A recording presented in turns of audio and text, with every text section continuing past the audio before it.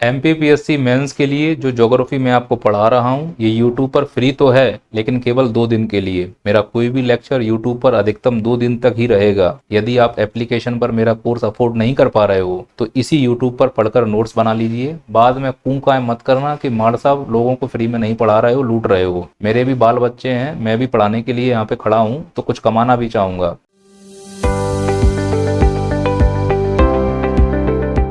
MPPSC mains के लिए geography की क्लासेज आज से स्टार्ट हो चुकी हैं। फिर वो चाहे एमपीपीएससी मेंस 2023 हो या फिर एमपीपीएससी मेंस 2024 हो, दोनों मेंस में ये क्लासेस काम आने वाली हैं। चूँकि एमपीपीएससी मेंस 2024 तो बहुत लंबे समय के बाद होगा, क्योंकि अभी उसका प्री नहीं हुआ है। एमपीपीएससी प्री 2024 28 अप्रैल को होगा। तो जो बच्चे बिल्कुल भी ज्योग्राफी में निल हो चुके हैं, उन्हें ज्योग्राफी से डर लगता है, तो शायद मेरी ये क्लासेस उनको हेल्प कर जाएं। अब जो बच्चे एमपीपीएससी मेंस 2023 दे रहे हैं उनको बता दूं कि अभी समय है लगभग 3 महीने का। 11 मार्च के आसपास आपका मेंस शुरू होगा, तो आप अच्छे से तैयारी कीजिए। अगर आपको लगता है कि वर्ल्ड ज्योग्राफी या इंडियन ज्योग्राफी में थोड़ा सा हाथ तंग है तो वीडियो देखिए, शायद कहीं ना कहीं आपको सहायता मिल सकती है। मैं दावा नहीं कर रहा हूँ कि सहायता मिलेगी ही, मैं ये बोल रहा हूँ शायद आपको हेल्प मिल सकती है अगर मेरी बातें आपको समझ में आ गई तो। थोड़ी सी भूमिका बनाता हूँ चीज़ों को समझना। ये पूरा जो क्लास होगा ये 30 लेक्चर में ख़त्म होगा, जिसके स्टार्टिंग के 5 लेक्चर में बहुत स्लोली और डेप्थ में जाके बातें करूँगा। तो जो शुरू में 5 लेक्चर ले रहा हूँ इनको ध्यान से सुने वो बच्चे जो पहली बार मेंस की तैयारी कर रहे हैं या पहली बार एमपीपीएससी की तैयारी कर रहे हैं, और जो खलीफा हो चुके हैं, जो स्मार्ट हो चुके हैं, जिन्हें मालूम है कि क्या करना है, वो 2 दिन इंतज़ार कर लें। उनके लिए 2 दिन के बाद से क्लासेज आना शुरू होंगी, क्योंकि आपको टू द पॉइंट चाहिए, मैं मानता हूँ, और मैं टू द पॉइंट ही बात करूँगा। फिलहाल 1-2 दिन तो माहौल बनाना ज़रूरी है, थोड़ा बेसिक चीज़ें समझाना ज़रूरी है। तो अगर बोर हो रहे हो तो निकल लो, और अगर पहली बार तैयारी कर रहे हो तो चिपके रहो और सुनो मेरी बातों को। जो मैं ये भूगोल पढ़ा रहा हूँ इसमें 5 यूनिट पढ़ाऊँगा। विश्व का भूगोल पढ़ाऊँगा, मध्य प्रदेश का, भारत का, रिमोट सेंसिंग और आपदा प्रबंधन। हमें मालूम है कि जो पेपर फर्स्ट है वो 300 नंबर का आता है, जिसमें जो पार्ट ए है उसमें इतिहास है। तो जब 300 नंबर को 2 पार्ट में तोड़ोगे तो 150 नंबर के पार्ट हो जाएंगे। इसीलिए इतिहास 150 नंबर का है। इसमें कुल 5 यूनिट होंगी, प्रत्येक यूनिट 30 नंबर की है, इस हिसाब से है 150 नंबर का हो जाएगा। इतिहास प्रवीण सर पढ़ा रहे हैं, प्रवीण सोनी सर। यूट्यूब पर उनकी क्लासेस अवेलेबल हैं, आप जाकर देख सकते हैं उनकी गुणवत्ता और चीज़ों को समझ सकते हैं। पार्ट बी में आते हैं तो इसमें भूगोल की क्लासेस चल रही हैं। इसमें भी 5 यूनिट होती हैं। विश्व भूगोल, भारत का भूगोल, मध्य प्रदेश का भूगोल, आपदा प्रबंधन और भूगोल की आधुनिक तकनीकें। यह भी 150 नंबर का होगा। तो 150 मिलाएंगे तो 300 नंबर हो जाएंगे। भूगोल में अगर 150 में से नंबर देखे जाएं तो कितने लाए जा सकते हैं? बहुत लंबी लंबी बातें तो नहीं फेंकूंगा, लेकिन मैं ये विश्वास दिला रहा हूँ कि 100 प्लस नंबर तो आ जाएंगे इसमें। भूगोल में 100 प्लस नंबर लाए जा सकते हैं। ये इसलिए बोल रहा हूँ क्योंकि अगर मुझको एग्ज़ाम देने के लिए मौका मिले और प्रश्न आए तो मैं उनको वैसे प्रेजेंट कर सकता हूँ कि मुझे 100 या उसके आसपास नंबर मिल जाएं। तकनीकी या टेक्निकल सब्जेक्ट है, नंबर इतने लाए जा सकते हैं, है ना। फिर से बोल रहा हूँ, अनुमान लगा रहा हूँ कितने लाए जा सकते हैं, इस पर मैं कोई दावा प्रस्तुत नहीं कर रहा हूँ। अगला प्रश्न ये है कि जो विश्व भूगोल से हमारी क्लासेस शुरू होने वाली हैं मुख्य परीक्षा के लिए, इसके 2 प्रश्न आपके दिमाग में आएंगे। सर इसमें कितना समय लगेगा? मैं स्पष्ट कर दूं, ये पूरा जो लेक्चर विश्व भूगोल आप देख रहे हो 30 लेक्चर में ख़त्म करूंगा। जैसे विश्व भूगोल के भौतिक लक्षण 10 लेक्चर होंगे, इसके लिए भौतिक घटनाओं के लिए 8 लेक्चर होंगे, जलवायु के लिए 10 लेक्चर होंगे और जलवायु परिवर्तन के लिए 2 लेक्चर होंगे। तो इस हिसाब से टोटल 30 लेक्चर में ये विश्व भूगोल पूरा मेंस के लिए ख़त्म करूंगा। पीडीएफ भी इसमें मिलेगी, पर पीडीएफ के लिए हाय तौबा नहीं करनी है, क्योंकि मेंस पीडीएफ से नहीं निकलेगा। मेंस निकलेगा आपकी समझ से, आपके लिखने के तरीके से और ऑब्जर्व करने के तरीके से। तो पीडीएफ के बारे में ना सोचते हुए इस बारे में सोचना कि टीचर क्या हमसे बातें बोल रहा है, क्या डायमेंशन खोल रहा है। अगर भूगोल का डायमेंशन खोलना सीख गए आप तो ये मानना भूगोल की आंसर राइटिंग सबसे बेस्ट आंसर राइटिंग होती है। रणनीति क्या होगी? मेरी तो एक ही रणनीति है मेंस के लिए। अगर 2023 का भी आप मेंस देने जा रहे हो या कोई भी एग्ज़ाम देने जा रहे हो, जिस भी टॉपिक को पढ़ रहे हो पहले उसके सिलेबस को बहुत अच्छे से समझ लो। जैसे हम विश्व भूगोल पढ़ने वाले हैं तो आज की क्लास में हम कोशिश करेंगे कि सिलेबस को बहुत अच्छे से समझा जाए। फिर प्रीवियस ईयर क्वेश्चंस। अब प्रीवियस ईयर क्वेश्चन पर मैं डिस्कस करूंगा तो वीडियोस बहुत लंबे हो जाएंगे, लेकिन मैं क्या करूंगा कि प्रीवियस ईयर क्वेश्चन जो ज्योग्राफी के आए हैं उसकी आपको पीडीएफ प्रोवाइड करा दूंगा टेलीग्राम पर। आपको हिंदी और इंग्लिश दोनों में होगी। तो आपको क्या करना है कि उस पीडीएफ को अच्छे से समझना है, एनालिसिस करना है और देखना है कि विश्व भूगोल में किस प्रकार के प्रश्न पूछे जाते हैं। नोट्स बनाने हैं, जो भी मैं पढ़ाता जा रहा हूँ उसके खुद के नोट्स बनाओ की पॉइंट के रूप में। पीडीएफ के चक्कर में मत फंसना कि सर आपने जो पढ़ाया उसका पीडीएफ सेंड कर दो, क्योंकि आप पीडीएफ छापने नहीं जाओगे और ना ही पीडीएफ को छाती दर कर ले जाओगे। मेंस वही निकालेगा जिसके दिमाग में कॉन्सेप्ट होंगे और जिसके दिमाग में की पॉइंट होंगे। तो दिमाग में की पॉइंट तब जाएंगे जब तुम चीज़ों को अपनी कॉपी पे उकेरोगे। तो जो भी मैं समझाऊंगा खुद के लिखे हुए नोट्स बनाओ, और जो भी आप नोट्स बनाते हो चाहे ज्योग्राफी, हिस्ट्री, पॉलिटी, जहाँ भी पढ़ रहे हो, जितना भी आपने एक दिन में नोट्स बनाया है, अगले दिन जब पढ़ाई शुरू करो तो उसका रिवीजन करो और जितना हो सके टेस्ट सीरीज दीजिए। खासकर जो बच्चे अभी 2023 का मेंस देने के लिए तैयार हैं मार्च में, उनसे तो मैं कहूँगा दिन में 6 घंटे लिखें आप। सर 6 घंटे लिखूंगा तो पढ़ूंगा कब? आप जो भी पढ़ते हो 12 घंटे पढ़ रहे हो ना, तो उसमें 6 घंटे पढ़ो और 6 घंटे लिखो। भाई नोट्स बना रहे हो या कोई भी चीज़ क्रैम कर रहे हो, जितना ज़्यादा लिखोगे उतने ज़्यादा चांसेस है मेंस निकलने के। और खासकर सुबह 10 से 1 बजे के बीच का टाइम जरूर चुन लो आंसर राइटिंग करने के लिए। यदि जो बच्चा लगातार 3 महीने सुबह 10 से 1 के बीच में आंसर राइटिंग कर लेता है ईमानदारी से, तो मैं विश्वास दिलाता हूँ कि 2023 में उसका मेंस जरूर निकलेगा। बाकी मेंस निकालने का यही एक फॉर्मूला है, पहले सिलेबस समझेंगे, फिर प्रीवियस ईयर क्वेश्चन को अच्छे से समझेंगे, जो भी टीचर पढ़ाएगा उसके नोट्स बनाएंगे, इन्हीं नोट्सों का बार बार रिवीजन करेंगे और जो रिवीजन किया है उसकी टेस्ट सीरीज लगाएंगे। अगर ऑफलाइन हो तो ऑफलाइन लगाओ, ऑनलाइन हो तो ऑनलाइन लगाओ। कुछ भी मत करो, अगर मेंस निकालना है तो प्रीवियस ईयर क्वेश्चन लगा डालो, टेस्ट सीरीज लगा डालो, काम खत्म। तो हमने पहला क्या काम करना है? सिलेबस पे बात करना है। तो चलो आइए सिलेबस पे बात करते हैं। ये है हमारा सिलेबस जो मुख्य परीक्षा भूगोल में दिया गया है। किस भूगोल के लिए? विश्व भूगोल के लिए। विश्व भूगोल में टोटल 4 ही यूनिट हैं जो हमको पढ़नी है। कौन कौन सी? पहला है विश्व भूगोल के प्रमुख भौतिक लक्षण, दूसरा है विश्व भूगोल की प्रमुख भौतिक घटनाएं, तीसरा है विश्व की जलवायु, और एक टॉपिक और है जलवायु परिवर्तन और उसके प्रभाव। तो इस हिसाब से हमको केवल 4 टॉपिक पढ़ने हैं। पर इतना आसान नहीं है कि सर 4 टॉपिक पढ़ना। बोलने में आसान है पर जब इसको पढ़ने के लिए जाओगे तो इसमें अंबार है सिलेबस का। यानी इस टॉपिक को पढ़ाने में कम से कम 60 लेक्चर लगेंगे, पर मैं उन 60 लेक्चरों को 30 में कन्वर्ट कर रहा हूँ, तो फिल्म भी काटूंगा कहीं ना कहीं। लेकिन इतना भरोसा रखना कि जो भी पढ़ाऊंगा उसके इर्द गिर्द मेंस में प्रश्न जरूर आएंगे। भरोसा रखना है ना। ये मत सोचना, अंधविश्वास मत करना कि इस मास्टर ने जो पढ़ा दिया है अब बस हो गया हमारा कल्याण। ऐसा नहीं है। ऐसा होता तो पहला कल्याण मैं अपने आप का कर लेता। मैं बता सकता हूं कि क्या हो सकता है। अब इसमें प्रमुख भौतिक लक्षण में क्या पढ़ना है? पर्वत, पठार, मैदान, नदियां, झीलें। इसी प्रकार से प्रमुख भौतिक घटनाओं में भूकंप, सुनामी, ज्वालामुखी, वो हम पढ़ना शुरू कर देते हैं। अब हमारी गलती देखो, यहाँ पे हमने क्या किया, इस प्रकार से उठाया और पर्वत को पढ़ना शुरू कर दिया। हमने पढ़े पर्वत कितने प्रकार के हैं, पर्वत कैसे बन रहे हैं, प्लेट टेक्टोनिक क्या होता है, और हमने अंधी पढ़ाई करना शुरू कर दी। और अधिकांश लोग ज्योग्राफी में यही कर रहे हैं, लेकिन एग्जाम की डिमांड कोई समझना ही नहीं चाह रहा है। इसीलिए ज्योग्राफी जैसे अच्छे सब्जेक्टों में लोगों के नंबर नहीं आ रहे हैं। फर्स्ट पेपर में मैंने बहुत कम बच्चों के नंबर देखे हैं जो अच्छे से गेन कर पाए। ज्योग्राफी की एक डिमांड है। ज्योग्राफी कहता है कि मैं एक ऐसा सब्जेक्ट हूं कि मेरे प्रभाव को देख के तुम कारण बता दो। जेम्स हट्टन वर्तमान भूतकाल की कुंजी है। तो वो तुम्हें जो सामने दिख रहा है बस उसी का वर्णन करना है अपनी भाषा में, पर जो सामने दिख रहा है वो वैसा नहीं है जैसा है। अब तुम्हें सामने तो दिख रहा है पर्वत, तो इस पर्वत की क्या परिभाषा लिखोगे कि ऐसी उच्चावच्ची स्थलाकृतियां जिनका आधार चौड़ा, शीर्ष नुकीला, ढाल तीव्र हो, ऊंचाई 1000 मीटर से ज्यादा हो, पर्वत कहलाते हैं। 1000 मीटर से कम हो, पहाड़ियां कहलाती हैं। और हमने सीख लिया और जाके एग्जाम में लिख दिया, नंबर आए 0। ऐसा क्यों हुआ हमारे साथ? क्योंकि हमने एग्जाम की डिमांड नहीं समझी। हम ये नहीं समझ पाए कि जो कॉपी चेक कर रहा है वो प्रोफेसर है। अब मैं ये नहीं कह रहा हूँ कि बहुत हाई फाई जाके लिखना है, चीजें वही लिखनी है, पर अपनी भाषा में अपने अंदाज में चीजों को लिखना है। कैसे समझना?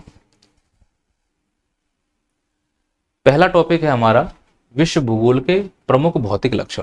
अब इसमें मैंने क्या किया, प्रमुख भौतिक लक्षण जो कि यहाँ सिलेबस में लिखा हुआ है, प्रमुख भौतिक लक्षण सिलेबस ही तो है ये, इसको पहले मैंने तोड़ा अपनी भाषा में। पहले मैंने ये समझा कि ये बताओ कि प्रमुख का क्या मतलब होता है, फिर भौतिक का क्या मतलब होता है, फिर लक्षण का क्या मतलब होता है। जब इन तीनों का अर्थ मैं समझ जाऊंगा तभी तो मैं पढ़ पाऊंगा आगे। तो जैसे मैंने देखा कि प्रमुख, प्रमुख का मतलब होता है कि जो सिलेबस में लिखा हुआ है उसी पर बात करना है और उसी की पढ़ाई करना है। सिलेबस में क्या लिखा हुआ है, पर्वत, पठार, मैदान, झील, नदियां, हिमनद और इत्यादि। अब यहां पर हिमनद लिखा हुआ है, नदियां लिखा है, मैदान लिखा है, ये 6 चीजें हमको दिख रही हैं। तो हमारी पहली प्राथमिकता यह है कि केवल हम इन 6 चीजों पे बात करें। अब इसमें तालाब नहीं लिखा तो हम तालाब पे बात करना ही चाहिए और करेंगे भी नहीं। तो पहला तो अर्थ ये समझ आया कि प्रमुख का मतलब जो पॉइंट सिलेबस में लिखे हैं पहले उसी पे बात करो, बाकी फालतू का ज्ञान साइड में रख दो। हम लोग क्या करते हैं, ज्ञानी बनने के चक्कर में इधर उधर की चीजों को कलेक्ट करना शुरू कर देते हैं। भले ही तुमको पर्वत की अच्छे से जानकारी नहीं होगी, अब पर्वत को भी खोलेंगे तो इसमें ढेर सारे डायमेंशन बनेंगे, ढेर सारे आयाम बनेंगे। तो पहला पॉइंट क्लियर हुआ। जब वो कह रहा है तुमसे प्रमुख, इसका मतलब जो सिलेबस में लिखा है पहले वो कंप्लीट करो, उनके नोट्स बनाओ। फिर आते हैं भौतिक। अब भौतिक का क्या मतलब है, भौतिक का मतलब जो प्राकृतिक रूप से विद्वान हो, जिसमें मानव का कोई हस्तक्षेप ना हो, यानी उसके उपस्थिति में मानव का कोई हस्तक्षेप नहीं है। और सामान्यतः भौतिक या प्राकृतिक वो होते हैं जो मानव के उत्पन्न होने से पहले उत्पन्न हो चुके हों, या मानव की गतिविधियों का या उनके निर्माण में कोई भूमिका ना हो, तो उसे कहा जाता है भौतिक यानी प्राकृतिक। और जो भौतिक होता है वो देखने योग्य तो होता है, यानी वो दिखता तो है ही है, साथ ही साथ उसको स्पर्श भी किया जा सकता है। जैसे मैं भौतिक हूं, मैं आपको दिख भी रहा हूं, मुझे स्पर्श भी कर सकते हो, पर मेरे विचार भौतिक नहीं है, अभौतिक है। ना आप उनको देख सकते हैं, ना ही मेरे विचारों को स्पर्श कर सकते हैं, केवल सुन सकते हैं।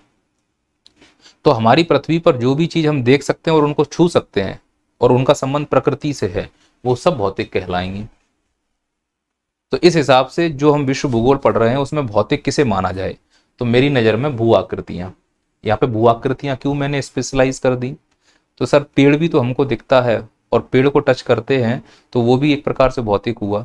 तो पेड़, जानवर, पर्वत, पठार, ये सब भौतिक हुए, बिल्कुल हुए। लेकिन हम पढ़ रहे हैं विश्व भूगोल, और विश्व भूगोल में पढ़ रहे हैं प्रमुख भौतिक लक्षण। तो जब मैं यहाँ पे प्रमुख बोल रहा हूँ तो इसका मतलब जो सिलेबस में दिया गया है वो, और जब मैं भौतिक बोल रहा हूं तो जो देख सकते हो, स्पर्श कर सकते हो और वो प्रकृति ने बनाई हो। और प्रमुख रूप से मैं बात कर रहा हूं भू आकृतियों की, यानी कि मैं बात कर रहा हूं स्थलाकृतियों की। तो हमें इसमें पढ़नी है स्थलाकृतियां। अब स्थलाकृतियां क्या होती हैं, इसकी एक अलग परिभाषा हो सकती है। हकीकत में स्थलाकृतियां वो हैं जो यहाँ पर लिखी हुई हैं सिलेबस में। पर्वत क्या है, स्थलाकृति। पठार क्या है, स्थलाकृति। मैदान क्या है, स्थलाकृति। तो कुल मिला के जब मैं ये भौतिक शब्द बोल रहा हूँ तो भौतिक शब्द ये जो सिलेबस में हमें पॉइंट दिए गए इन्हीं के लिए मैं इंडिकेट कर रहा हूँ। यहाँ पे जानवर और वनस्पतियों को भौतिक में शामिल नहीं करेंगे। आशा करता हूँ ये बात समझ में आई होगी। स्थलाकृतियों के बारे में हम आगे बात करेंगे। अगर आपसे पूछा जाए कि स्थलाकृतियां क्या होती हैं तो इसके लिए की पॉइंट याद रखना। स्थलाकृतियां उच्चावच होते हैं, रिलीफ्स होते हैं। इन स्थलाकृतियों का खुद का परिमाण होता है, मैग्नीट्यूड होता है। इनका एक निश्चित आकार होता है, इनकी एक निश्चित ज्यामिति होती है, इनका एक निश्चित द्रव्यमान होता है, इनका एक निश्चित भार होता है। तो ऐसी उच्चावच्ची स्थलाकृतियां जिनका परिमाण हो, स्वयं का आकार हो, ज्यामिति हो, द्रव्यमान हो, भार हो, वो सब स्थलाकृतियां कहलाती हैं। अब आकार कैसे हो गया, कोई स्थलाकृति है जो त्रिभुज यानी कि ट्राइंगल आकार की दिखाई दे रही है, पर्वत। तो ये जो ट्राइंगल बनाते हैं हम कहाँ बनाते हैं, ज्यामिति में, जियोमेट्री में तो बनाते हैं। कई झीलें होती हैं जो ऐसे सर्कल जैसी होती हैं, कई झीलें होती हैं बेलन जैसी होती हैं। तो सबकी अपनी एक स्थलाकृति होती है, बोलो हाँ या ना, अपनी एक ज्यामिति होती है। तो अगर हमसे 3 नंबर पूछा जाए कि स्थलाकृतियां क्या होती हैं, तो ऐसे उच्चावच जिनका अपना परिमाण हो, आकार हो, ज्यामिति हो, द्रव्यमान हो, भार हो, वो स्थलाकृति कहलाती हैं। तो स्थलाकृतियां हैं उदाहरण में पर्वत, पठार, मैदान, झील, नदियां, हिमनद, ये सब स्थलाकृतियों में शामिल हो जाएंगे। हम इस पर आगे बात करेंगे जब हम क्लास आगे बढ़ाएंगे, अभी हम चीजों को बेसिक रूप से समझा रहे हैं। मुद्दा अब ये है कि ये जो स्थलाकृतियां हैं इसका मतलब भौतिक, भौतिक शब्द का सीधा अर्थ निकल रहा है कि स्थलाकृतियां पढ़ के आना है। और कौन कौन सी स्थलाकृतियां पढ़ के आनी है? जो सिलेबस में लिखी हुई है प्रमुख। तो अब हमें समझ में आया पर्वत स्थलाकृति है, इसके हमें क्या पढ़ने हैं? लक्षण। बस प्रश्न यहीं फंसेगा और अधिकांश बच्चे इसी चीज को नहीं समझ पाते।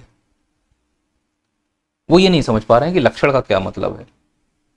याद रखना, जब किसी भूगोल में स्थलाकृति के भौतिक लक्षण, अब मैं भौतिक बोलूं तो आप स्थलाकृति ही समझना, सीधी सी बात है। तो जब भी किसी स्थलाकृति के लक्षण की बात हो तो किसी भी स्थलाकृति के जो मुख्य लक्षण होते हैं, गौण तो फिर कई सारे हो जाएंगे, जो मुख्य लक्षण होते हैं वो 3 होते हैं। पहला है निर्माण से संबंधित लक्षण, दूसरा है प्रक्रम से संबंधित लक्षण और तीसरा है विकास से संबंधित लक्षण। अब जिस बच्चे ने ये समझ लिया कि किसी स्थलाकृति के जो लक्षण हैं वो निर्माण वाले कौन कौन से लक्षण हैं, प्रक्रम का क्या मतलब होता है, विकास का क्या मतलब होता है, वो कितना शानदार उत्तर लिख कर आएगा। पर हम यहाँ पे नहीं काम कर रहे, हम सीधे उठाए, उन्होंने कहा कि फलाने जगह का कोलोराडो पठार रटना शुरू कर दिया और 3 पॉइंट लिख के आ गए। फिर बाद में आके हम रो रहे हैं कि हमारा सिलेक्शन नहीं हुआ। होता क्या कि जो आप लिख के आए हो वो उसके अकॉर्डिंग नहीं लिख के आए हो जो एग्जाम की डिमांड है, आप उसके अकॉर्डिंग लिख के आए हो जिसने तुम्हें पढ़ाया है। मेरी बात समझ रहे हो? एग्जाम की डिमांड क्या है कि लक्षण, लक्षण का मतलब तो बताओ क्या है। तो मेरी नजर में लक्षण का ये मतलब हुआ निर्माण, प्रक्रम और विकास।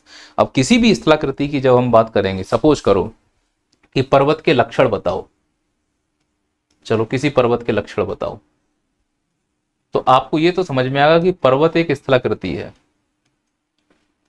और अगर ये स्थलाकृति है तो इसका खुद का परिमाण होगा, द्रव्यमान होगा, यह जगह घेरेगा, इसका खुद का भार होगा, खुद की ज्यामिति होगी। बोलते हैं कि तलवार के आकार का मान लो हिमालय है तो ज्यामिति इसकी खुद की है। पर हमसे कह रहा है कि लक्षण बताओ, तो लक्षण में डायमेंशन क्या खुलेंगे मेंस में, ये तो बता दो कोई, हमें लक्षण सुनते ही क्या दिमाग में आ रहा है। तो एक तो लक्षण हम बताएंगे निर्माण से संबंधित, एक लक्षण बताएंगे प्रक्रम से संबंधित और एक लक्षण बताएंगे विकास से संबंधित। अगर इन सभी लक्षणों के पॉइंटों को हमने इसके में लिख दिया तो ये मानो प्रोफेसर की आंख से आंखों रिश्ता लेके आएगा प्रोफेसर तुम्हारे लिए। अब मुद्दा ये है कि निर्माण का क्या मतलब है, प्रक्रम का क्या मतलब है, विकास का क्या मतलब है। ये दिख तो सब एक जैसी रहे हैं, हाँ अंतर है इनमें, समझिए। थोड़ा सा इसको और आसान कर लेते हैं। आसान करने के लिए अपने आप से कुछ प्रश्न पूछो। पहला प्रश्न कि सर लक्षण और विशेषता में कोई अंतर होता है कि एक ही बात है? जब आप सिलेबस देखते हो मेंस वाला तो उसमें लक्षण को इंग्लिश में फीचर्स लिखा गया है और विशेषता को हमेशा इंग्लिश में कैरेक्टरिस्टिक्स लिखते हैं। इसका मतलब जो आप स्थलाकृतियां पढ़ रहे हो उसकी कैरेक्टरिस्टिक्स नहीं, उसके फीचर्स पढ़कर आना है। हालांकि कैरेक्टरिस्टिक्स और फीचर्स सिनोनिम्स हैं एक दूसरे के, लेकिन अंतर है थोड़ा सा। जैसे मैं समझाऊं, मैं एक उदाहरण लेता हूं मोबाइल का। आपके पास भी मोबाइल है, मेरे पास भी मोबाइल है, और दोनों मोबाइलों की विशेषता ये है कि इससे फ़ोन हो सकता है, मोबाइल पे स्क्रीन देख सकते हैं, व्हाट्सएप चला सकते हैं। लेकिन जब मैं कहूँ कि अपने मोबाइल का कोई एक फीचर बताओ, तो आप यकीन मानो आप ऐसा फीचर बताना चाहोगे जो मेरे मोबाइल में ना हो, जबकि हम दोनों के जो हाथ में है वो मोबाइल ही है।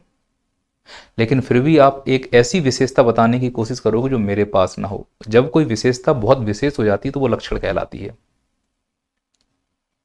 सर और भारी हो गया, थोड़ा सा एक और सतह पर लेकर आइए ना, गांव की भाषा में ऐसे समझिए। चलो मैंने कह दिया मालवा पठार, और एक मैंने बुंदेलखंड का पठार ले लिया। अब ये भी पठार है, ये भी पठार है। अगर मुझे इनकी विशेषता बतानी होगी तो मैं बोलूंगा आधार चौड़ा, शीर्ष सपाट होता है, 150 से लेकर 600 मीटर तक औसत ऊंचाई होती है, फलाना ढिकाना, ये सब इनकी कॉमन विशेषताएं हैं। पर जब कोई विशेषता केवल इसके पास हो, इसके पास ना हो, तो वो इसका लक्षण हो जाएगा। तो जब भी हमें ज्योग्राफी में एमपीपीएससी के पॉइंट ऑफ व्यू से, ये मेरा एक नज़रिया है, क्योंकि एमपीपीएससी बहुत बड़ा एग्जाम नहीं है, बहुत मल्टी डायमेंशनल एग्जाम नहीं है, वो बहुत सीधे सीधे प्रश्न पूछता है और सीधे सीधे उत्तर मांगता है। हम तो बस आपसे ये कहना चाह रहे हैं कि यदि किसी स्थलाकृति को लेकर वो आपसे पूछता है, और चूंकि सिलेबस में लिखा है कि लक्षण लिख कर आइए या लक्षण पढ़ कर आइए, अब उसने क्वेश्चन पूछ दिया है मालवा का पठार 3 नंबर में। अब हमारे दिमाग में है कि मालवा का पठार एक स्थलाकृति है। अब हमें जब इसका उत्तर लिखना होगा तो स्वाभाविक है कि हम इसके लक्षण लिखेंगे, पर हम कहीं ये कंफ्यूजन ना रख लें कि हम लक्षण और विशेषता या गुण, इन तीनों में तो डिफरेंस होता ही होता है। तो हमारा पूरा फोकस लक्षण पे रहे, कहीं हम विशेषता वाले पॉइंटों में ना चले जाएं, मैं ये कहना चाह रहा हूँ। तो लक्षण के लिए कोशिश करो कि इस मालवा के पठार के केवल वो 3 पॉइंट लिखो जो इसी के पास है, किसी दूसरे के पास नहीं है। अगर मान लो कि कोई बच्चा 3 पॉइंट लिखना चाह रहा है, तो इसमें उसने ऐसे लिख दिया सबसे पहले कि इसका जो शीर्ष है वो सपाट है। अब याद करो, ये तो इसका लक्षण है, मैं मान रहा हूं, पर ये इसकी विशेषता भी तो है। क्या इसका शीर्ष सपाट नहीं हो सकता, या और किसी पठार का शीर्ष सपाट नहीं हो सकता? हाँ सर, अब बात समझ में आई। तो अगर हमसे मालवा का पठार पूछ रहा है, तो हमारे दिमाग में केवल ये ध्यान रखना है कि हम मालवा के पठार की वो विशेषताएं लिखें जो केवल मालवा के पास है, दूसरे के पास नहीं है। तब समझना कि हमने लक्षण लिखे हैं। क्या मैं समझा पाया हूं ये बात के लिए आपको? और जो हम लक्षण लिखने वाले हैं उसके 3 आयाम होते हैं, जैसा कि हमने समझा था, निर्माण, प्रक्रम और विकास। इन 3 आयामों को आधार बनाकर आप अच्छे अच्छे लक्षणों को निकाल सकते हो, जो हम आपको आगे समझाएंगे। तो जब मैं मालवा लिखूंगा तो मैं कोशिश करूंगा कि ये मालवा जो है, यहाँ पर काली मिट्टी मिलती है, तो इस वाले में लाल मिट्टी मिलती है। मिलती दोनों में मिट्टियां हैं, पर डिफरेंस हो गया, ये इसके लक्षण में आ गया। हालांकि ये विशेषता भी है। मैं इसमें लिखूंगा ये ग्रेनाइट से बना हुआ है, इसके लिए लिखूंगा ये बेसाल्ट से बना हुआ है।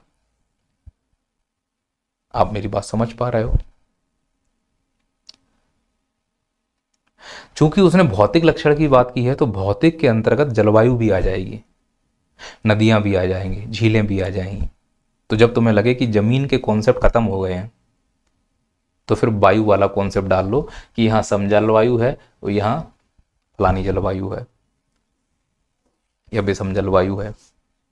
आशा करता हूँ ये बात तो यहाँ तक समझ में आई कि लक्षण और विशेषताओं में अंतर होता है। हमें बचना है विशेषता लिखते समय, हमें उसके लक्षण पर फोकस करना है। सर लक्षण पर फोकस कैसे किया जाए? तो उसके लिए थोड़ा सा और समझो कि सपोज करो हमसे कहा गया है कि आप लक्षण पढ़कर आओ। अच्छा मुझे बताओ आप लोग, ये जो हमसे लक्षण पढ़ने के लिए कहा गया, ये किसके लिए है? स्थलाकृतियों के लिए। अच्छा स्थलाकृतियाँ क्या होती हैं वो हमें समझ में आ गया। और कौन सी स्थलाकृतियाँ? प्रमुख वाली, यानी पर्वत पठार जो लिखा है बस उसी के बारे में लक्षण पढ़ेंगे। तो हमने लक्षणों के लिए क्या आयाम हो सकते हैं, मतलब लक्षण की पहचान कैसे करें, तो उसको 3 कैटेगरी में बांट लो। जैसे कुछ लक्षण ऐसे हैं जिनका संबंध प्रक्रिया से होगा, यानी मैं कहूं निर्माण से होगा।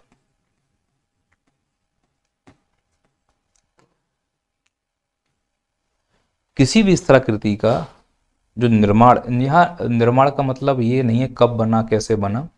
निर्माण के अंदर जो एक्शन हो रहे होते हैं, उन एक्शन के अंदर जो इंटर कनेक्शन हो रहा है, उन इंटर कनेक्शन के शब्दों को अगर हमने पहचान लिया, उसके गुणों को पहचान लिया, उसकी विशेषताओं को पहचान लिया, तो समझना कि हमने बहुत अच्छे लक्षणों को पहचाना है। तो जब भी कोई स्थलाकृति आएगी तो उसके लक्षण को ऐसे लिख सकते हैं कि निर्माण के अंतर्गत एक तो ये हो सकता है कि हम उसकी संरचना पे बात करें, जैसे कि हमने बुंदेलखंड और मालवा के पठार में जब हमने उन दोनों के लक्षण लिखने का प्रयास किया, तो पहले उसकी संरचना ही तो बताई हम लोगों ने।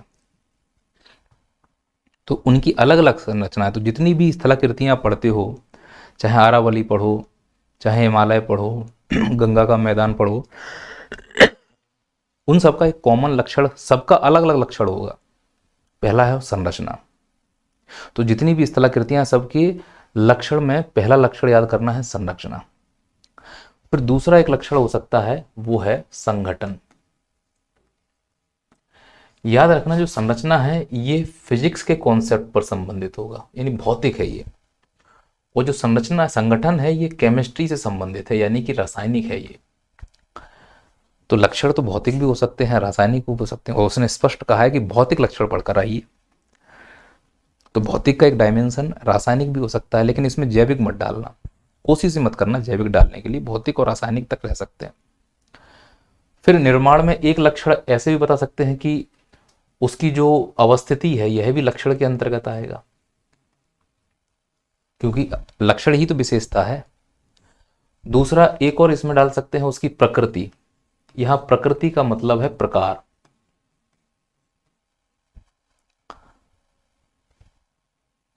कि सपोज करो कि आप कोई पर्वत पढ़ रहे हो, तो जब पर्वत पढ़ रहे होगे तो सब ऐसे एग्जाम्पल में आ गया कि अरावली पर्वत, मान लो यहां पे आ गया अरावली पर्वत।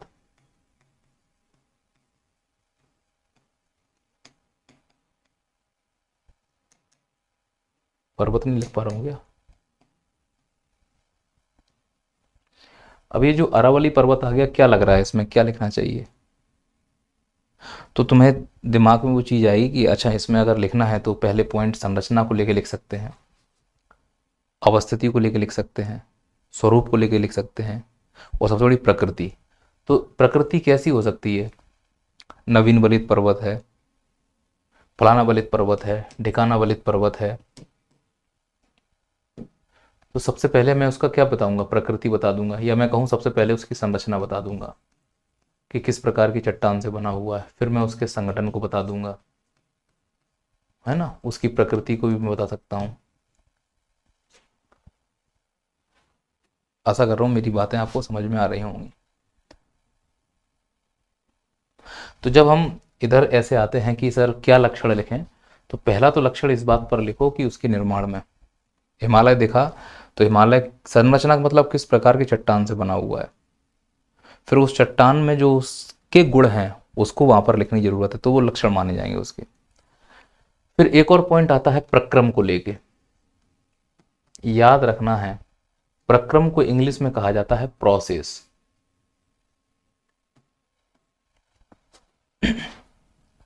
प्रोसेस का मतलब है सीरीज ऑफ एक्शन। किसी भी स्थलाकृति का जब हम अगला लक्षण देखेंगे जो यहां पे ना मिलेंगे, फिर हम अगली ओर बढ़ेंगे प्रक्रम की तरफ। सीरीज ऑफ एक्शन, इसका मतलब एक्शन का मतलब होता है कार्य। अब जो भी स्थलाकृति बन रही होती है भूगोल में, उसमें कार्य हो रहे होते हैं, वो प्रक्रम का हिस्सा है। और जो कार्य हो रहे हैं भूगोल में उनको किसी ना किसी नाम से बुलाओगे। तो जब हम उन नामों को बुलाएंगे तो मेरे नज़रिए में तो ये है कि भूगोल में जो भी कार्य हो रहे हैं आप एग्जाम की दृष्टि से उनको शब्दावलियां मान लो। तो इसका मतलब है प्रक्रम में हमको पढ़ना है केवल और केवल शब्दावलियां, और वो शब्दावलियां जो स्थलाकृतियों के निर्माण में सहायक हैं। तो ये वाले आपको लक्षण समझ में आ गए। इस डायमेंशन में हो सकता है, ये नहीं कह रहा हूं मैं कि मैंने बोल दिया आरावली के लक्षण लिखिए तो तुम ऐसे लिख के चले आए आरावली की संरचना संगठन और आगे कुछ लिखा ही नहीं। मेरी बात समझ रहे हो? ये एक सांचा है खाली जिसमें आप अपने दिमाग लगाकर इसमें कंटेंट को पुट कर सकते हो, और इस प्रकार से वो एग्जाम बन सकता है। कैसे बनेगा? हिमालय की संरचना को समझाइए। आया लक्षण से प्रश्न की नहीं आया? हिमालय की अवस्थिति या हिमालय की प्रकृति को बताइए, या हिमालय की निर्माण की प्रक्रिया को समझाइए। आया कि नहीं आया? ऐसे प्रश्न आएंगे। तो जब हम प्रक्रम यानी प्रोसेस की तरफ आते हैं तो प्रोसेस में क्या होगा? शब्दावलियां करनी है। जैसे अब बहुत सारी शब्दावलियां हैं, मान लो कि अपर्दन एक शब्दावली है। अब अपर्दन तुम्हारे लिए 3 मार्कर के हिसाब से शब्दावली है, पर प्रक्रम के अंतर्गत यह एक एक्शन है। तो ज्योग्राफी में जितने भी एक्शन हो रहे हैं स्थलाकृतियों को बनाने या मिटाने के लिए, वो सब तुम्हारे लिए 3 मार्कर्स हैं। सन्निघर्षण, अपघर्षण, अपक्षय, अपर्दन, फलाना दन, ढिकाना डन, समझ लेना दनादन, 3 मार्कर्स हैं। कुछ भी हो रहा हो, अवतलन, निमज्जन, उत्थान, फलाना थान, ढिकाना थान, कोई भी कार्य ज्योग्राफी में अगर हो रहा है समझ जाना कि वो प्रक्रम है, और यह एक डायमेंशन है लक्षण को समझने के लिए। तो उससे प्रश्न बन सकता है। तो एक तो ये समझ में आया कि या तो 3 मार्कर्स इस हिसाब से बनेंगे, या प्रश्नों को सेटलमेंट स्थलाकृतियों से यहां से होगा, या फिर शब्दावलियों से होगा जैसे कि अपर्दन। फिर लास्ट डायमेंशन बनता है विकास। यानी कि निर्माण की क्रिया हुई, प्रक्रम हुआ और अंत में डेवलपमेंट हुआ, विकास हुआ। अब विकास जो हो रहा है ना, इसमें इसमें जो डायमेंशन है लक्षणों के, उसमें कैसे क्वेश्चन बनेंगे, यानी लक्षण का मतलब उसके आसपास कैसे क्वेश्चन फॉर्म हो सकते हैं, मेरा ये कहने का मतलब है कि अगर हमसे भौतिक लक्षण पढ़ने के लिए बोला गया है और मान लो मेरे पास कोई एक एग्जाम्पल है मालवा का पठार, तो इससे कितने प्रकार के डायमेंशन क्वेश्चन खुल सकते हैं। तो यहाँ से इस प्रकार से खुलेंगे या इधर खुलेंगे, या लास्ट बचा है तो विकास। अब विकास अगर हुआ है तो शुरू से लेकर एंड तक की पूरी कहानी बतानी पड़ेगी। कहानी क्या है, निर्माण से लेकर विनाश तक। भाई फिल्म खत्म हो गई ना, तो निर्माण से लेकर विनाश तक जो कहानी बताओगे तो इसके लिए किसी ना किसी सिद्धांत का पालन करना पड़ेगा, कहानी तुम तो सुनाओगे नहीं। तब जितनी भी स्थलाकृतियां हैं उनके सिद्धांतों को पढ़ना है, जैसे सर प्लेट टेक्टोनिक। अब हमें एग्जाम में कहीं नहीं लिखा कि प्लेट टेक्टोनिक पढ़ के आओ, पर उसने कहा था कि लक्षण पढ़ के आओ, और लक्षण के 3 आयाम हैं, बस इसी आयाम पे प्रश्न बनेंगे साहब, कहीं उससे दूसरे प्रश्न वो बना ही नहीं सकते। डेविस का अपर्दन चक्र पूछ सकते हैं। अब डेविस का अपर्दन चक्र जो कि इसका हिस्सा है, पर है तो वो एक प्रकार का प्रक्रम, तो उसमें कई सारी शब्दावलियां होंगी निर्माण के दौरान। कौन कौन सी, जैसे संप्राय मैदान यानी peneplain, pediplain, monadnock, फलाना नॉक, डिकाना नॉक, तो हो गए 3 मार्कर्स हमारे कंप्लीट। क्योंकि जो प्रोसेस का हिस्सा है, जो कार्य हो रहा है, वो एक्चुअली हमारे लिए 3 मार्कर्स है। तो इस हिसाब से हम लक्षणों को बहुत आसानी से पहचान सकते हैं। तो अब हम किसी क्वेश्चन पर इसको अप्लाई करके देखते हैं। सपोज करो, मान लो हिमालय उदाहरण ले लिया मैंने। अब हिमालय एक स्थलाकृति है और सिलेबस में अंडरस्टूड है कि स्थलाकृतियों के लक्षण लिखना है, और लक्षण में ये अंडरस्टूड है कि सर ने बताया था कि लक्षण के जो आयाम होते हैं वो एक आयाम निर्माण से उठा सकते हैं, दूसरा आयाम प्रक्रम से उठा सकते हैं, और तीसरा आयाम विकास से उठा सकते हैं, आवश्यकता अनुसार जैसा हो। अब हिमालय में जब मैं पहला आयाम उठाने जाऊंगा, कोशिश करूंगा कि अगर आवश्यकता पड़ रही है तो हिमालय की अवस्थिति क्लियर कर दूंगा। आवश्यकता पड़ रही है तो हिमालय का प्रारूप क्लियर कर दूंगा। यानी कि यहाँ प्रारूप का मतलब मैं ऐसे बोलूं तो प्रारूप की जगह लिख दूं आवश्यकता पड़ रही तो हिमालय की प्रकृति क्लियर कर दूंगा। प्रकृति का मतलब प्रकार। अब हमें एग्जाम के अकॉर्डिंग अपनी डिमांड समझनी है यार। अब क्वेश्चन है 5 नंबर में और हिमालय पर टिप्पणी करने के लिए आ गया, तो हिमालय के हमें लक्षण ही लिखने हैं कुल मिला के, या हिमालय के बारे में जानकारी देनी है। तो अब आपकी प्राथमिकता में क्या है कि आप ये बताना चाह रहे हो कि हिमालय भारत के उत्तर में स्थित है, जो कि एक नवीन बलित पर्वत है। ये भी उत्तर लिखने का तरीका हो सकता है।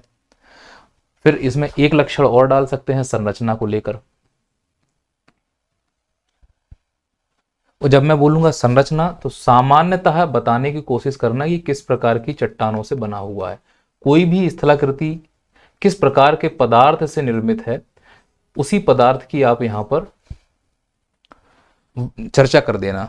हालांकि स्ट्रक्चर का मतलब होता है arrangement of textures, particles of textures, पर मैं वहां ये स्ट्रक्चर की बात कर ही नहीं रहा हूं, मैं तो एक गांव की भाषा में समझा रहा हूं। तो अगर आप ऐसे लिखते हो कि हिमालय फलानी प्रकार की चट्टानों से बना हुआ एक नवीन बलित पर्वत है, अलग इंप्रेशन आ रहा है। या ऐसे लिख दोगे भारत के उत्तर में फलानी चट्टानों से निर्मित एक नवीन बलित पर्वत है। आप समझ रहे हो, एक ही लाइन में आपने अन्य बेकार शब्दों को हटाकर कुछ ऐसे शब्दों को ऐड किया जिससे उस हिमालय की वो बातें उसमें लिखकर आ रही हैं जो एग्जामिनर हमसे पूछना चाह रहा है। समझ पा रहे हैं कि नहीं समझ पा रहे हैं? अब कुछ लोग क्या करेंगे, लिखेंगे हिमालय दुनिया का सबसे विशाल फलाना ठिकाना, फालतू की बातें लिख रहे हैं और वहीं पर उनका नंबर कट जाएंगे। हमें यह समझना है कि एग्जाम में हमसे कहा गया लक्षण, तो हर एक लाइन में उस स्थलाकृति के लक्षण आने चाहिए। तो मैं लिख रहा हूं कि हिमालय भारत के उत्तर में, इसका मतलब अवस्थिति लक्षण आ गया, एक नवीन वलित पर्वत है जो फलानी चट्टानों से बना हुआ है। क्या मैं समझा पा रहा हूं इस बात को?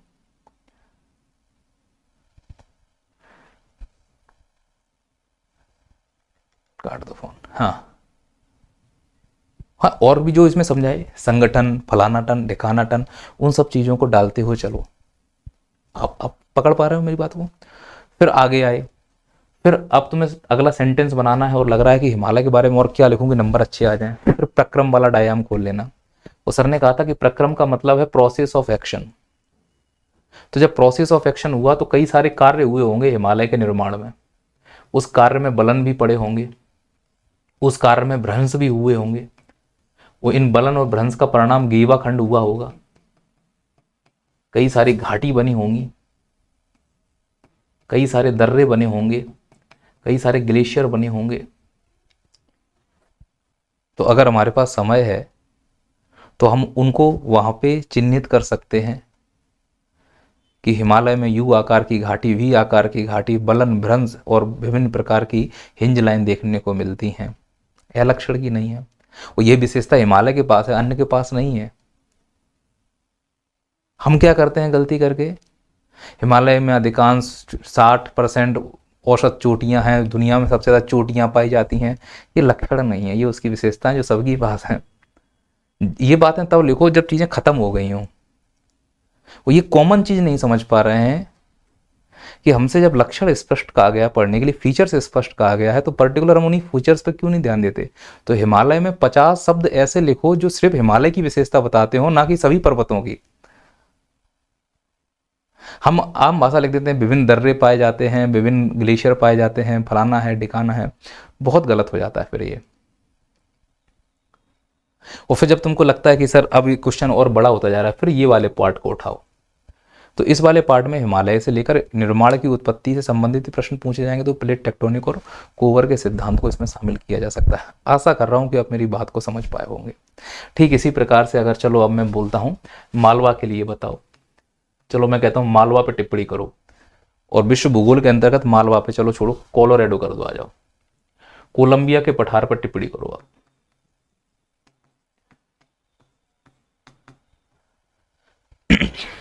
अब 3 नंबर में लिखना है, तो इसकी लक्षण लिखोगे कि विशेषता लिखोगे? लक्षण लिखोगे ना। तो लक्षण लिखने के लिए फिर इसमें 3 पॉइंट कौन कौन से रखोगे? तुम्हारे पास आयाम है, जो बेस्ट हो वो इसमें डालना। हालांकि 3 मार्कर्स कैसे लिखना है उस पर भी मैं चर्चा करूंगा, और मैं ये बताने की कोशिश करूंगा कि 3 मार्कर्स लिखने का तरीका क्या होता है। सामान्यतः 3 मार्कर्स लिखने का एक विशेष तरीका होता है, वो आंसर राइटिंग में समझेंगे आप। पहले इतना बताओ, क्या विशेषता और लक्षण में अंतर समझ में आया? जब भी आपको 5 नंबर में या 3 नंबर में कोई भू आकृति या स्थलाकृति के बारे में टिप्पणी करने के लिए आए, तो अपने दिमाग को इतना तेज कर लो कि केवल ऐसे ऐसे पॉइंट लिखूंगा जो उसी के पास हो, दूसरे के पास हो। फालतू बात करनी नहीं है, क्योंकि समय नहीं है हमारे पास, उतने शब्द भी नहीं है। ऐसी कोई नदी पकड़ लो, ऐसी कोई झील पकड़ लो। अब चूंकि पूरी क्लास तो उसी के ऊपर होने वाली है, अब जब मैं आपको पर्वत पढ़ाऊंगा तो मेरी बातें आपको पर्वत में अप्लाई होती हुई दिखेंगी कि पर्वत में 3 पॉइंट लिख के आना और सिर्फ वही 3 पॉइंट लिख के आना, दोनों में अंतर है। अधिकांश बच्चे पर्वत की सामान्य विशेषताओं को लिख के आते हैं, उनको लगता है हम लक्षण लिख के आए, गलती हो जाती है। फिर से बोल रहा हूं, दोनों में बाल बराबर अंतर है। अगर आप मेरी बातों को समझ पा रहे हैं, स्वीकार कर पा रहे हैं तो ठीक है, नहीं तो आप जैसा पढ़ रहे हैं पढ़िए, मुझे कोई तकलीफ नहीं है। मैं ये नहीं बोल रहा हूँ कि कोई गलत पढ़ा रहा है, सही पढ़ा रहा है। चलिए अब लास्ट में जैसे मैं अरावली पे आ जाऊँ, तो इस प्रकार से आप समझ गए कि अब क्या करना है इसमें। जैसा व्यवस्थित बने वैसा हम कर सकते हैं काम। आगे बढ़ते हैं। अच्छा, इसमें एक चीज़ और क्लियर कर दूं मैं, ये जो स्थलाकृति की हम लोग लक्षण पढ़ रहे होते हैं, ये भूआकृति विज्ञान के अंतर्गत सब पढ़ना होता है। तो हो सकता है हमसे भूआकृति विज्ञान को लेकर भी प्रश्न पूछ दे, तो इसीलिए भूआकृति विज्ञान क्या है, हम इस पर भी थोड़ी बहुत बात करते हैं और उसको लक्षण से कनेक्ट करके देखते हैं, है ना। चलिए आइए हम शुरू करते हैं आगे थोड़ा सा। हिमालय के लिए आया क्वेश्चन। अब हिमालय एक स्थलाकृति है। अब इससे कितने प्रकार के प्रश्न बन सकते हैं? पहला, वो पूछ सकता है हिमालय की संरचना समझाओ। एक प्रश्न बन सकता है हिमालय का महत्व बताओ। अच्छा, हिमालय की प्रासंगिकता बताओ। प्रासंगिकता और महत्व में काफी अंतर है। बहुत सी चीजें हमारे लिए महत्वपूर्ण होती हैं पर प्रासंगिक नहीं होती। बहुत सी चीजें हमारे लिए महत्वपूर्ण होती हैं पर प्रासंगिक नहीं होती, और इसका सबसे अच्छा उदाहरण है कॉस थीटा। ये कॉस थीटा महत्वपूर्ण तो है, क्योंकि इन्हीं नियमों का पालन करके हम रॉकेटों को ऊपर छोड़ते हैं, गणित का आकलन करते हैं, बड़े बड़े बिल्डिंग बना रहे हैं, वो सब इंजीनियर कर रहे हैं। बिना नाप तोल के कोई चीज़ हो नहीं सकती। मैं ये नहीं कह रहा हूँ कि कॉस थीटा प्रासंगिक महत्वपूर्ण नहीं है, पर मुद्दा ये है कि जब हम पीएससी में भूगोल पढ़ रहे हैं और अभी मैं आपको कॉस थीटा पढ़ाने लगूँ तो तुम्हारे क्या काम का। हो सकता है कि ये दुनिया में किसी और के काम का होगा इस समय, तो दुनिया में अगर किसी के काम का है तो वो महत्वपूर्ण है, पर अभी हमारे कोई काम का नहीं तो प्रासंगिक नहीं है। तो यही मैं कह रहा हूँ कि कॉस थीटा महत्वपूर्ण तो है, प्रासंगिक नहीं है। अब मैं कह रहा हूँ कि हिमालय का महत्व लिखिए और हिमालय की प्रासंगिकता लिखिए, दोनों में अलग अंतर है। फिर इसमें अगला प्रश्न बनेगा, हिमालय की जो निर्माण है, इसका मतलब इसकी उत्पत्ति है, उस पर चर्चा करो। हिमालय का संगठन बताओ, हिमालय का स्वरूप बताओ, हिमालय की प्रकृति बताओ, ये सब चीज़ें आप इसमें डाल सकते हो। और इस हिमालय के निर्माण के दौरान जो जो होगा वो शब्दावलियां याद रखनी है। जैसे कि बलन किसे कहते हैं बताओ, ग्रीवा खंड क्या है बताओ, है ना, भ्रंश किसे कहते हैं बताओ, ये सब क्या है, शब्दावलियां हैं। और फिर कुछ नियम कानून सिद्धांत जो कहानियां बता रहे हैं, जैसे कि कोवर का सिद्धांत बताओ, प्लेट टेक्टोनिक बताओ। इसी हिसाब से हम विभिन्न प्रकार के लक्षणों को पहचान सकते हैं। मुझे उम्मीद है कि आप मेरी बातों को समझ रहे होंगे। यहाँ लक्षण का मतलब ये नहीं है कि वो पूछेगा कि अरावली के लक्षण बताओ। मैं ये कह रहा हूँ कि अगर वो हमसे ऐसे कह दे कि ये अरावली लिखा हुआ है, तो इस अरावली के बारे में आप कैसे चीज़ों को कॉन्सेप्ट में समझेंगे। तो आप बोलोगे कि अगर मेरे को 3 नंबर में ऐसे क्वेश्चन आ जाए कि अरावली लिखो, तो मेरे दिमाग में इतनी बात तो आ गई है कि इसके मुझे लिखने हैं लक्षण। तो मैं कोशिश करूंगा कि इसकी ऐसी विशेषताएं लिखूं जो दूसरों के पास ना हो। तो वो विशेषता किससे निकालोगे, या तो इसकी संरचना बताऊंगा कि भैया ये किस प्रकार की चट्टानों से है, और ऐसी चट्टान लिखूंगा जो आसपास की चट्टानों से मेल ना खाती हो। फिर दूसरा, इसके प्रारूप की बात करूंगा, किस प्रकार का है, इसकी प्रकृति किस प्रकार की है, यही तो इसके लक्षण में आएंगे। तो जिस बच्चे को ये समझ में आएगा कि लक्षण में आखिरकार लिखना क्या है, मेरी नज़र में वो बच्चा राजा है। मुझे ऐसा व्यक्तिगत लगता है कि मेरी नज़र में वो बच्चा राजा है।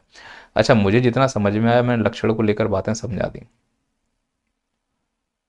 अब जब भी तुम्हें कभी मिले कि गंगा के मैदान, तो उसके लक्षण याद करते रहना कि या तो संरचना बताना है, संगठन बताना है, इसका प्रारूप बताना है, इसकी प्रकृति बताना है, इसकी अवस्थिति बताना है, और जो इसके निर्माण के दौरान कार्य हुए उन कार्यों में जो शब्द यूज हुए उनको याद करना है। अगर मैदान निर्माण के लिए कोई सिद्धांत और नियम कानून है तो उनको भी तैयार करना है। खत्म बात। पठार की बात आ गई तो पठार में कैसे हुई, संरचना बताना है, संगठन बताना है। अगर पठारों का महत्व हो तो महत्व याद कर लेंगे, पठारों का प्रासंगिकता है तो प्रासंगिकता याद कर लेंगे, पठारों के लाभ हैं तो वो याद कर लेंगे, हानियां हैं तो वो याद कर लेंगे। यही तो लक्षण होंगे। अगर पठार निर्माण के कोई सिद्धांत है तो उन्हें मालूम कर लेंगे। जैसे ही हिमालय के निर्माण का सिद्धांत है, कोवर का है, प्लेट टेक्टोनिक है, याद करके जाओ। समझ पा रहे हो? तो हमें अंतर समझना है विशेषता और लक्षण में। विशेषताओं से विशेष जो हो जाएगा वो लक्षण के रूप में प्रवासी। ये मेरा व्यक्तिगत मानना है, आप फिर जिसको जैसा चाहें वैसा समझ सकते हैं। चलिए आगे बढ़ते हैं। अब अगला पॉइंट है जो आगे क्लास बढ़ रही है थोड़ी सी, वो इस बात को लेकर है कि सर लक्षण जो हमें आप बोल रहे हो ये तो समझ में आ गया कि लक्षण में क्या करना है। एक बार रिपीट कर देता हूँ मैं फिर से, परेशान नहीं होना है ना। देखो बेस बन जाएगा तो आपको भी मजा आएगा और मुझे भी मजा आएगा। फिर बाद में तो तुम्हें पढ़ना ही है, लावा से निर्मित पठार, बलित पर्वत, भ्रंश पर्वत, उनके 3-3 पॉइंट।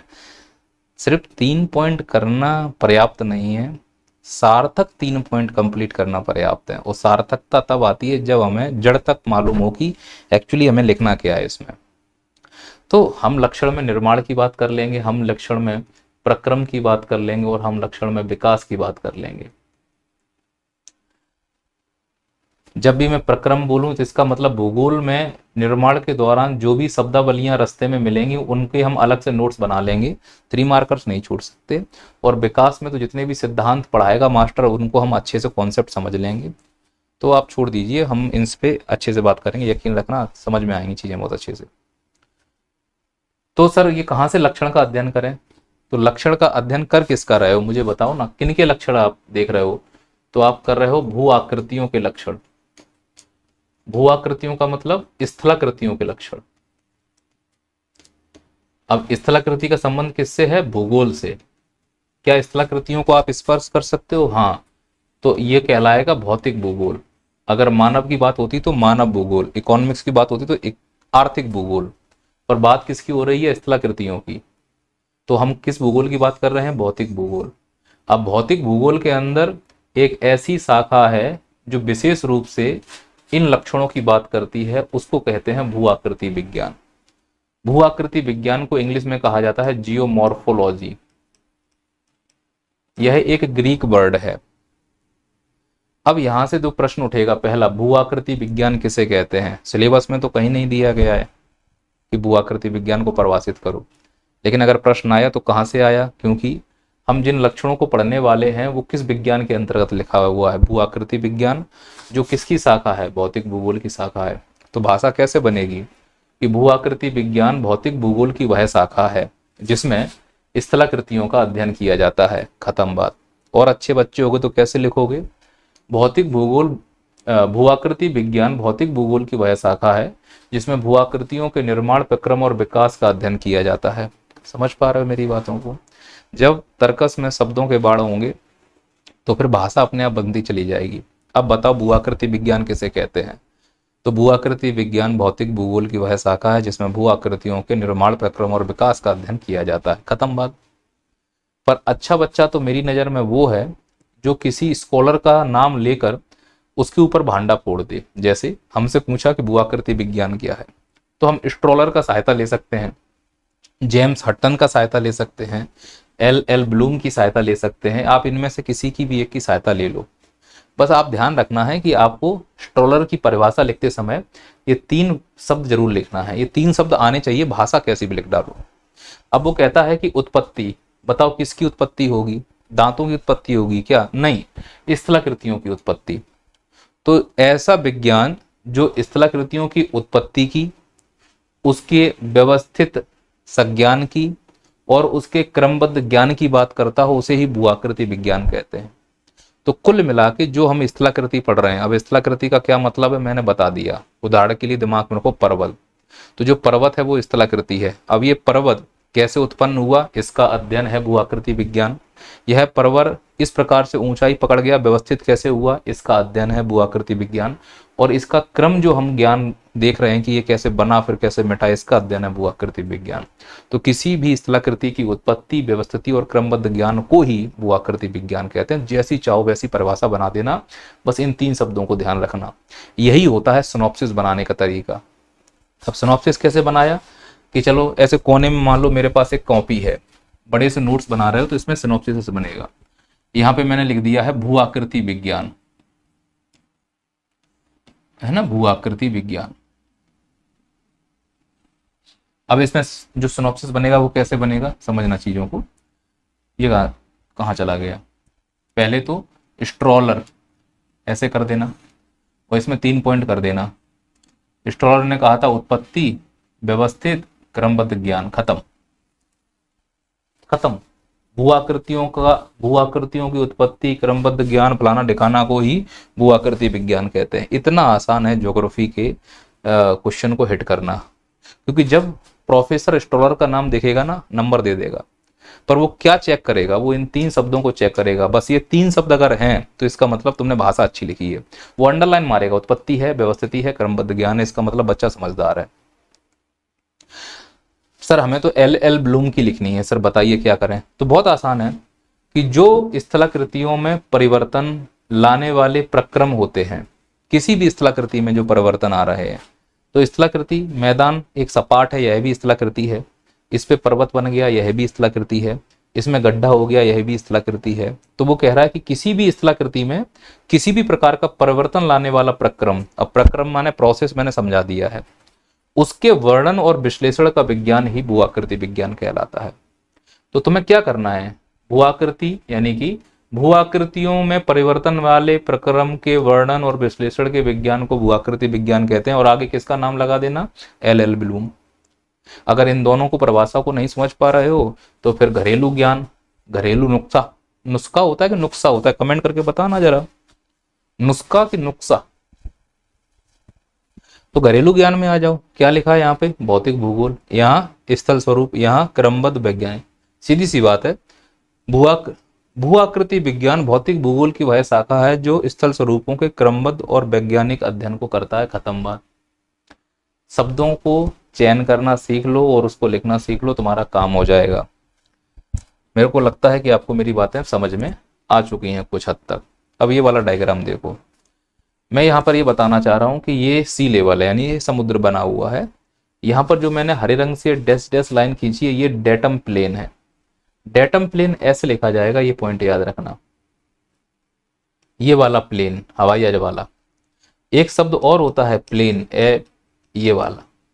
अच्छा, इसका मतलब भी मैदान होता है, और इसका मतलब प्लेन माने हवाई जहाज भी होता है, और इसका मतलब केवल मैदान होता है।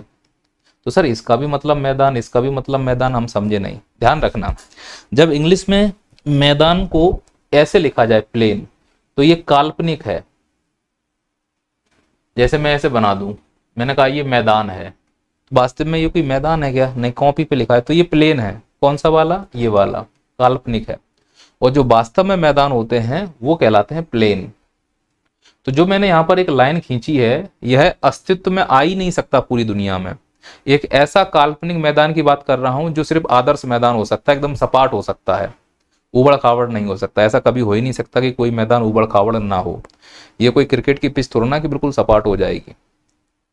तो जो कल्पना में हम सोचते हैं कि एक ऐसा मैदान है जो बिल्कुल ऐसा सीधा जा रहा है, इसे हमने कह दिया डेटम प्लेन। अब 3 नंबर में डेटम प्लेन आए तो समझ जाना कि सी लेवल के बराबर जो काल्पनिक मैदान हम मानते हैं उसको डेटम प्लेन कहते हैं। अब इस डेटम प्लेन के ऊपर ये स्थलाकृतियां बनी हुई हैं। क्या बनी हुई हैं? स्थलाकृतियां। अब जो स्थलाकृतियां होती हैं वो एक्चुअली 3 प्रकार की होती हैं, उनकी 3 श्रेणियां होती हैं। पहला प्राथमिक स्थलाकृति, हम इन पे कल से बात करना शुरू करेंगे, अभी तो एक थोड़ा समझ बनाने की कोशिश की सिलेबस की। प्राथमिक का मतलब इसमें आते हैं महाद्वीप और महासागर। तो महाद्वीप और महासागर जो होते हैं वो प्राथमिक श्रेणी के स्थलाकृति होते हैं। फिर आते हैं द्वितीयक श्रेणी के स्थलाकृति। इसके अंदर वो स्थलाकृतियां आती हैं जो अंतरजात बल के कारण बनती हों। और फिर आती हैं तृतीयक श्रेणी की स्थलाकृति जो बहिर्जात बल के कारण बनती हों। तो कुल मिला के अपर्दन से और अपक्षय से बनने वाली स्थलाकृतियां तृतीयक श्रेणी में आती हैं, अंतरजात बल से बनने वाली स्थलाकृतियां द्वितीयक श्रेणी में आती हैं जैसे पर्वत पठार, और प्राथमिक श्रेणी में आती है महाद्वीप और महासागर। तो जो तुमको ये दिख रही है सब की सब स्थलाकृतियां हैं। अब स्थलाकृतियों को स्थल स्वरूप भी कहा जा सकता है। अब ये जो स्थल स्वरूप है ये पृथ्वी की सतह के ऊपर है। तो अगर कहीं मान लो तुम्हें फेंकना है लंबा लंबा कि मैदान किसे कहते हैं, तो आप बोलना पृथ्वी की सतह पर प्राप्त ऐसे स्थल स्वरूप, और अच्छा बोलना है तो पृथ्वी की सतह पर प्राप्त ऐसे उच्चावचीय स्थल स्वरूप जो डेटम प्लेन से अधिकतम 150 मीटर की ऊंचाई तक होते हैं और जिनकी ढाल पठार की अपेक्षा मंद होती है, मैदान कहलाते हैं। खत्म बात, खत्म। जिनकी ढाल मैदान पठार की अपेक्षा मंद होती है। तो हमें जब मैदान की परिभाषा लिखने के लिए आएगा तो हम उसमें वही लक्षण लिखेंगे ना उसके, और जब लक्षण लिख देंगे तो हमारा काम हो जाएगा। अच्छा, पठार किसे कहते हैं? ऐसे उच्चावचीय स्थल स्वरूप जो डेटम प्लेन से अधिकतम 600 मीटर की ऊंचाई तक कुछ अपवादों को छोड़कर प्राप्त होते हैं और जिनकी ढाल पर्वत की अपेक्षा मंद लेकिन मैदान की अपेक्षा तीव्र होती है, पठार कहलाते हैं। और ठीक इसी प्रकार से पर्वत किसे कहते हैं? ऐसे उच्चावचीय स्थल स्वरूप जिनकी ऊंचाई 1600 मीटर से अधिक हो जाए और जिनकी ढाल अधिक तीव्र, शीर्ष नुकीला होता है, आधार चौड़ा होता है, पर्वत कहलाते हैं। क्या मैं ये बात समझा पाया हूं आपको? अब हम कल की क्लास में पर्वतों से क्लास शुरू करने वाले हैं। अगर ये पहली क्लास आपके दिमाग में गई तो शायद है कि मैं आपको ज़्यादा समझ में आऊँ। मेरे से बहुत ज़्यादा उम्मीद मत करना। बाकी मैं मानता हूँ कि पीएससी में तो 3 पॉइंट वाला काम है, पर 3 पॉइंट कौन से वाले? कहीं ऐसा क्वेश्चन आ गया तुमने ना पढ़ा हो तो उसको मैनेज कैसे कर सकते हैं, ये शायद यहाँ पे हेल्प कर सकता है। तो हम उस पर अच्छे से बात करेंगे कल के लिए। आज के लिए तो इतना ही। है ना। फिर कल से हमारी प्रॉपर क्लास शुरू होगी। ये डेमो क्लास है, इसको काउंट मत करना 30 क्लासों में, नहीं तो बोलो सर माड़ साहब 30 क्लास में काउंट करेंगे। नहीं नहीं, ये तो मैं आपको आपके आंखों को खोलने के लिए, बताने के लिए कि कैसे पढ़ना है। मिलते हैं फिर, कल से कंटिन्यू रहेंगे। और याद रखना कि जो भी मैं पढ़ाऊंगा वो 2 दिन तक ही यूट्यूब पर रहेगी क्लास, फिर एप्लीकेशन पे जाएगी। 1200 रुपये इसकी फीस होने वाली है। यदि तुम्हारे पास पैसे नहीं है, अफोर्ड करने में असमर्थ हो 1200 रुपये, तो आप ही लोगों के लिए 2 दिन के लिए रखा है मैंने, 2 दिन के लिए रखा है, ये ध्यान रखना। मैं फिर से बोल दे रहा हूँ कि MPPSC मेंस के लिए जो ये ज्योग्राफी मैं पढ़ा रहा हूँ, यह यूट्यूब पर सबके लिए फ्री है। लेकिन मेरी क्लासेस यूट्यूब पर केवल 2 दिन तक ही रहेंगी, उसके बाद इनको हटा दिया जाएगा और इनको फिर एप्लीकेशन पर शिफ्ट किया जाएगा, जिसकी फीस होगी 1200 रुपये। विश्व भूगोल मेंस के लिए 1200 रुपये फीस होगी 30 दिन के लिए, यानी 30 दिन में